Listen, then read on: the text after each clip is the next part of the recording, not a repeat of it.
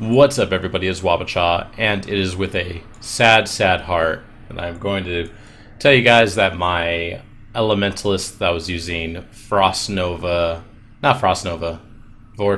Frostbomb, did rip. This actually happened about last week. I just honestly, like, as soon as it died, I kind of moved on pretty quickly. I wanted to kind of give like some thoughts afterwards on the build and how it went. I'll tell you guys how I died real quick too. Essentially, I really wish I had my NVIDIA like shadow play thing set up so I could go back and I tried to set it up before, but it would have been really nice to get my death, because my death was actually something that was pretty I don't want to say it was avoidable because it was very sudden, but it was something that it would have been nice to have been able to see it because it happened, like I said, very suddenly. But I was on a Springs map, which is a tier 11. I rolled it with I definitely rolled it with Temporal Chains and Fleet and some other mods. I can't remember what the mods were exactly. They weren't that big of a deal. But the Temporal Chains and Fleet, I was a little cautious of it, because Temporal Chains and Fleet is, you know, you're slower and the enemies are faster. So that makes that a little, you know, not ideal, to say the least. But pretty much what ended up happening was what is this? Why is this not going? It was doing it before. I had cleared part of the map. I was heading towards the boss, and on my way back to go clear the other half of the map, I had spawned a congealed wow, that's hard to say, a congealed blood. And I think I may have spawned it when I had when I used a frost bomb. You know, I was talking about how I could always use my frost bomb off screen, and I think I had spawned it with a frost bomb, and since I was already off screen, the mobs never really came to attack me.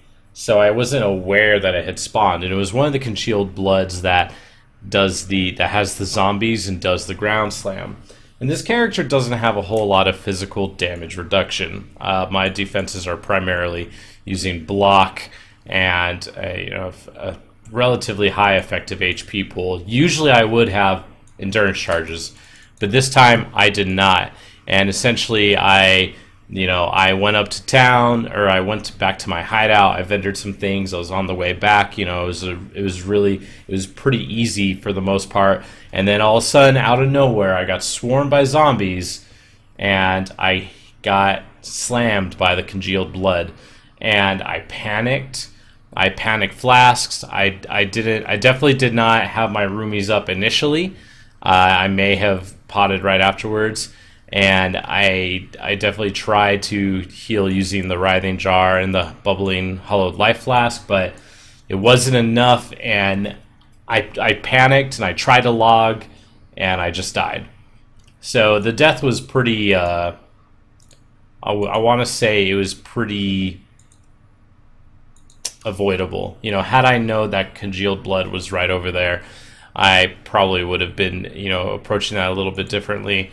I didn't have any endurance charges up, and that's that. But I pretty much just want to talk about what this build was lacking, what I really liked about this build, and, you know, my thoughts moving forward with it.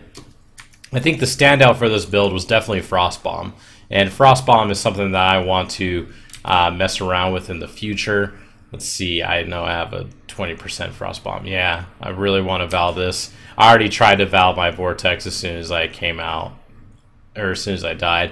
I ripped this amazing ring. Ugh, this ring was so good.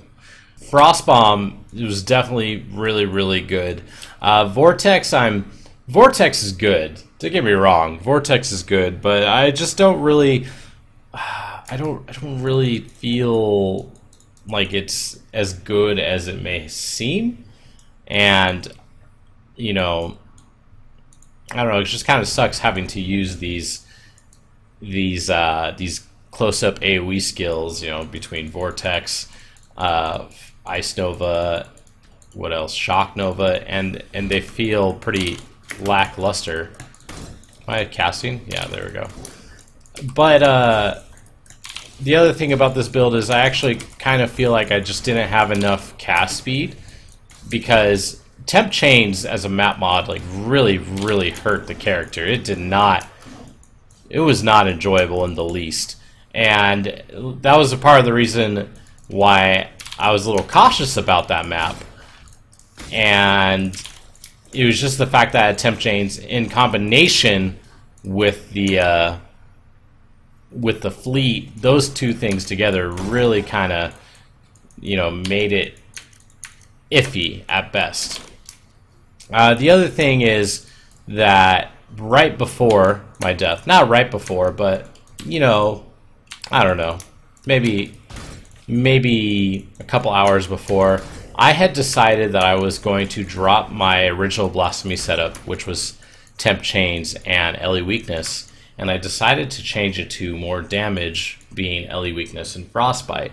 I did this because I wanted the degen portion on my Frost Nova to be a little bit more meaningful, because honestly the frost or the vortex damage wasn't as good on bosses as I wanted it to be. So because of this, I thought if I could get you know, another minus resist curse like frostbite, it would help that out a lot. Because the thing about, like, right now I'm using cold penetration in my gem setup, but that only affects the initial hit. It does not affect the vortex.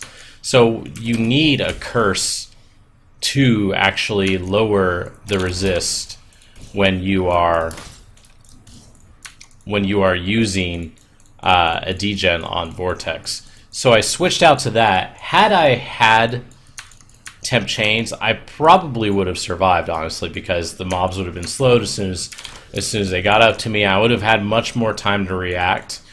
And the one thing that this really leads me to believe is that I should really shoot for 3 curses on this build if I wanted to.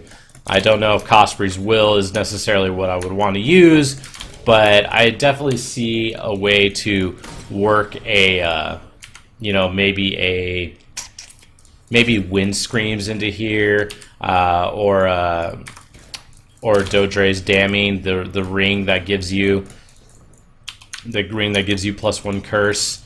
I could see both of those being something that I would throw in here. The only thing that you would have to then consider is how you're going to get the mana reduction to run 3 blasphemies on your auras. So yeah, that's something that I think would actually really benefit this build quite a bit.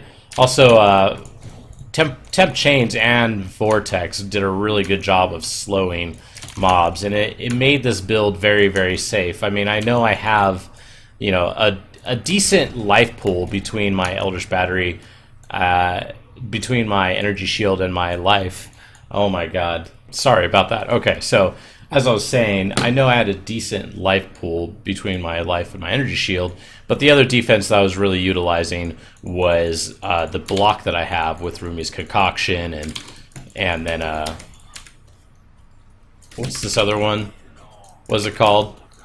Wrathpith Globe. You know, all of these made for pretty solid defense, but in that situation, it just kind of, I got swarmed. So I would call this build actually a success, and you know, it makes me really look forward to what else I could do with Frostbomb. I've already started thinking about things that I could potentially do, maybe some like Frostbomb Ice Trap builds, maybe using a Terran Shiver. I really like the design of Frostbomb because it gives you that -20 cold resist, and that's cool. So again, we've established that I like Frostbomb. But there are a couple things that do concern me about this build. One is the fact that the build is Elementalist. And the problem with Elementalist is that Elementalist is kind of ridiculous. And I potentially see it being changed in the future. I think Conflux is really begging to get gutted, because Conflux is so good. And it makes anything anything like actually decent. So that's the one thing that I'm, a little concerned about with this build is, I don't know if I should. I don't like the fact that it's only good because it's elementalist. That's a little frustrating. Now you could do some other things. You don't necessarily have to do elementalist, but I don't know. The damage that I'm getting from Frostbomb is tied directly to the ignite that I'm getting from its high damage. So I don't know. That's one thing I don't really like about it. Initially, I had planned for having quite a bit of cast speed in my passive tree. I have since removed most of that. Cast speed is something that's on a build like this, it's a kind of a double-edged sword because you would prefer to just cast once and move on. So you don't need so much cast speed so you could sit there and spam it. There's like a balance between cast speed and movement. So I dropped almost all the cast speed. I think I may, because of wanting more cast speed, I may prioritize it on a wand, which I had mentioned in another video with this build. But you could get cast speed in other places. I think it could, I think it would work pretty well. And then also, just having access to like maybe a 6th link, maybe that would make a pretty big difference with it. But yeah, I mean, this character died. It was sad. It was fun. It was level 90. I was well on my way to 91. But we'll see. We'll see what comes of this. So yeah, if you guys were following the Vortex Frostbomb build guide, or not build guide, but build diaries, this is what ended up happening. I apologize I didn't get you this update a little bit sooner. I just kind of got carried away with the character I'm currently doing, which is the Poison Lightning Trapper using Voltaxic. And I've tested a couple things out today, very specifically with that build.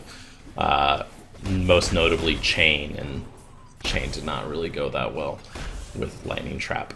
But yeah, guys, let me know what you think about this build. What you saw, if you liked it. What you think you would change about it.